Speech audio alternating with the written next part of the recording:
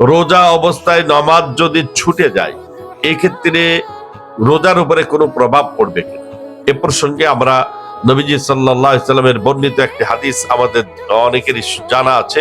বুনিয়াল ইসলামু আলা খামসিন, শাহাদাতি আল্লা ইলাহা ইল্লাল্লাহ ওয়া আন্না মুহাম্মাদার রাসূলুল্লাহ ওয়া ইকামিস সালাহ ওয়া ইতাইজ যাকাত ওয়া সাওমি রমাদান ওয়া হজ্জিল বাইতি ইন ইসতাতা ইলাইহি সাবিলা।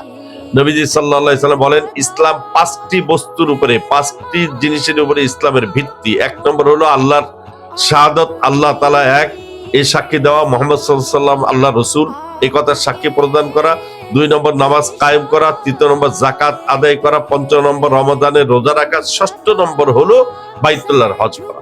এর পাঁচটি রুকুন।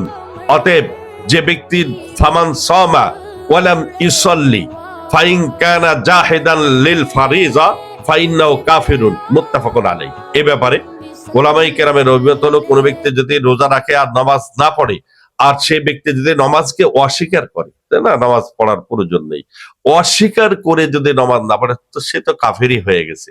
অতএব তার নামাজও কবুল নাই, রোজাও কবুল হবে না, সে কাফেরে পরিণত হবে।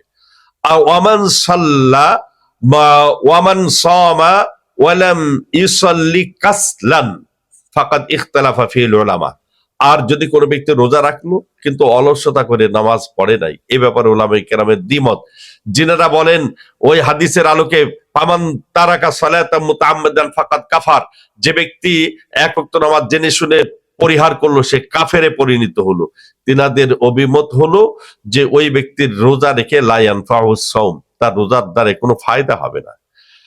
তবে জমহুর উলামায়ে কেরাম বলেন তো তার রোজা হয়ে যাবে যদি কোনো ব্যক্তি নামাজ না পড়ে, শুধু রোজা রাখে, নামাজের মধ্যে অলসতা করলো, নামাজ না পড়ার কারণে সে গুনাহগার হবে, মুরতাকিবে কাবীরা হবে, কাবীরা গুনাহ করলো, আল্লাহর কাছে তওবা করবে, অনুতপ্ত হয়ে তওবা করবে, তবে তার রোজাটা হয়ে যাবে। কিন্তু এই রোজার দ্বারা আল্লাহ তাআলা সন্তুষ্ট থাকবেন না, আল্লাহর সন্তুষ্টি অর্জন করা যাবে না।